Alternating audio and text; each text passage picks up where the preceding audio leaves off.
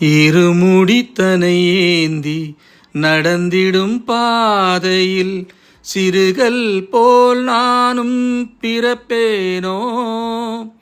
வருமடியார் உனை வணங்கிடும் வேளையில் எரிந்திடும் கற்பூரம் ஆவேனோ. கார்த்திகை அதிகாலை நீராடி கடவுளின் திருநாமம் பேர்பாடி கண்களை மூடி உன் கோவிலிலே இன்னிசை பாடும் என் நாவினிலே ஹரிஹர மைந்தாவுன் சுப்ரபாதம் பாடும் வரமொன்று தருவாயோ ஐயப்பனே.